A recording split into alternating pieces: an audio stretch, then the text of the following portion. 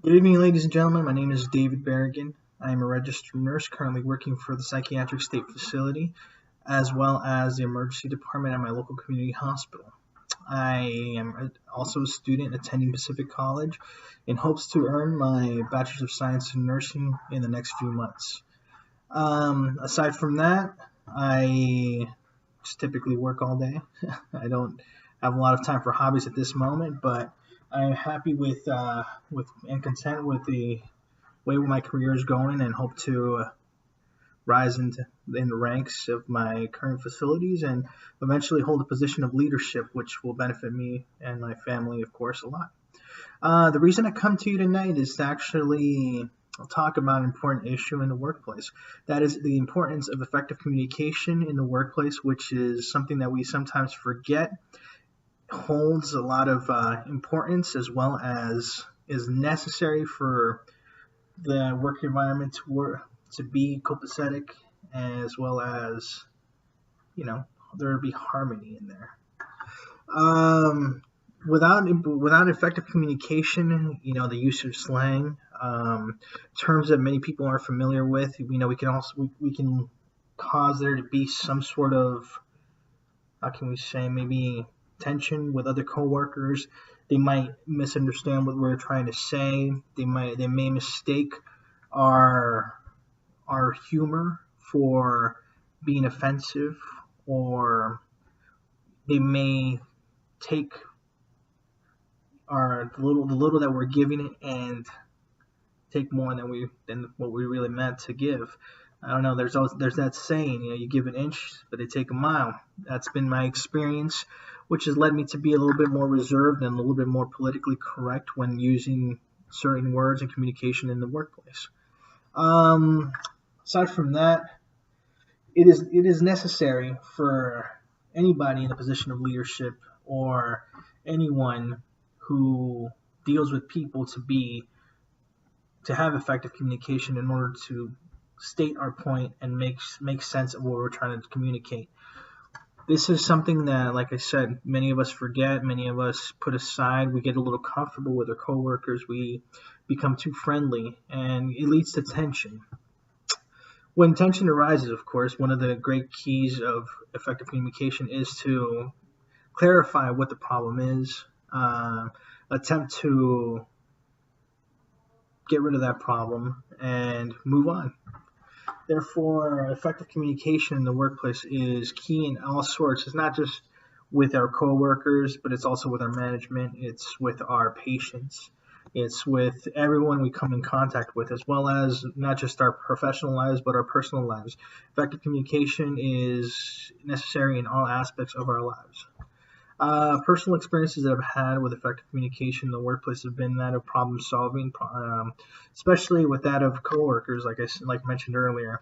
Like I said, sometimes you joke around. Your coworkers may take that offensively, or they overhear your conversation with somebody else that you get along with great, but you said something that they might take some offense to. So one of the greatest things to do is go ahead, address the problem, let them know that this was a mistake, and it will never happen again.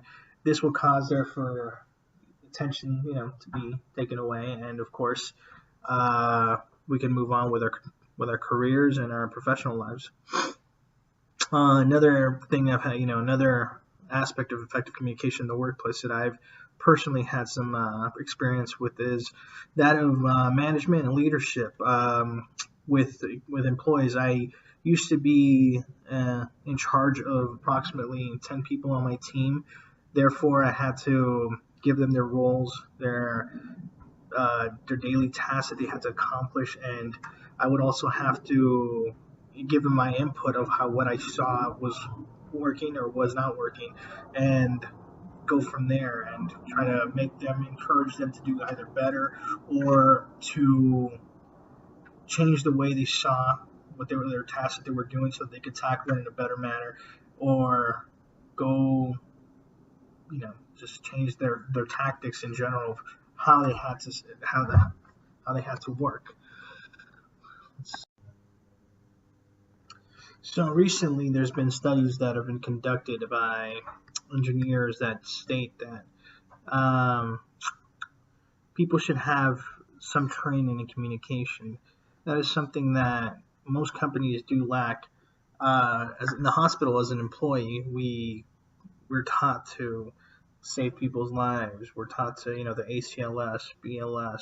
We're taught different strategies on how to improve on the quality of care for our patients. But something that they don't focus on is that of effective communication in the workplace. It's something that they kind of forget about when we're there, and how important it is, and how much we communicate daily at the workplace. So something that would be beneficial to, I feel, that any of our hospitals or any of our work environments would be education on what can be said to others. Yeah, I know that we have classes on sexual harassment or team building skills, things like that. But we have nothing that just states, hey, if you have a problem, with somebody, let's communicate effectively. Or if you need to speak to an employee, this is how you should do it in a certain manner so that there's no problem. Um, for instance, with the doctors, the physicians at our facilities, a lot of the times they feel like they are our bosses, when technically they're just our coworkers.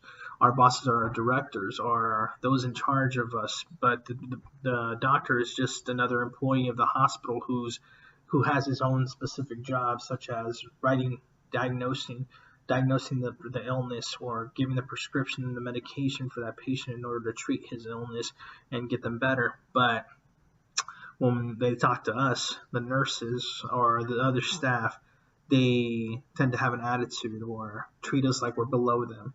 So that's something that maybe the hospital should address. I know that it is important for the hospital to maintain their physicians, such as their nurses as well. I know maybe they have a lower number of physicians than they do of nurses, but they're short staffed the majority of the time on both. So something that would be great, I think that would be beneficial to everyone, would be that of educating not just the nurses or other staff, but the physicians as well, in how to effectively speak to the rest of the employees and what is their role at the facility, not as bosses, but as team players of a unit that is trying to effectively treat and get other individuals better. So that would be something I believe that would be very beneficial to our work environment.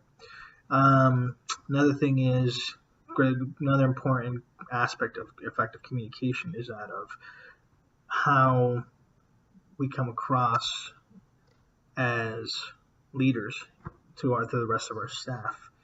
Many times, a few instances I've seen that people get a position of leadership and they become, I guess, I don't know, if engulfed by the little power they receive now. They forgot where they came from.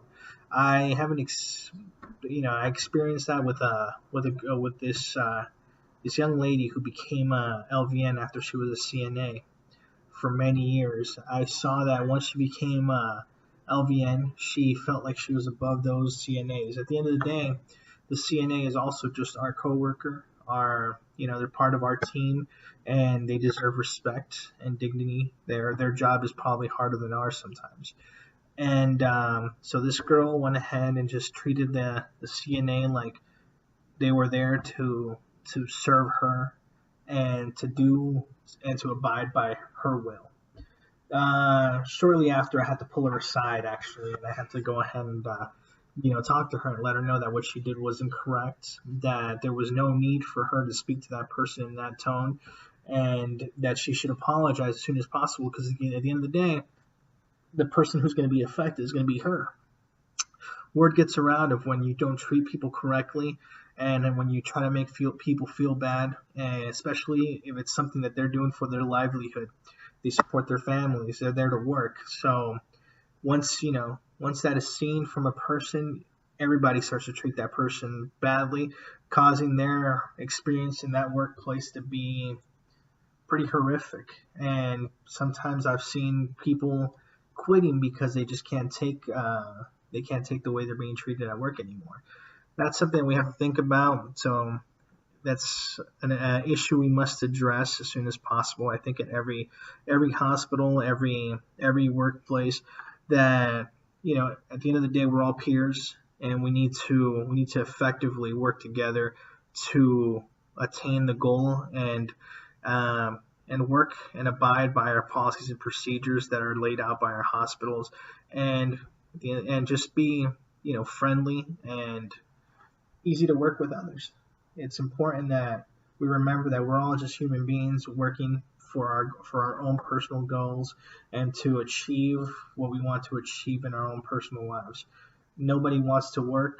I mean, if I guess you could say that if I had to work, if I had all the money in the world and I didn't have to go to work today, I probably wouldn't. I would stay at home, but we all work because we have to, not because we want to.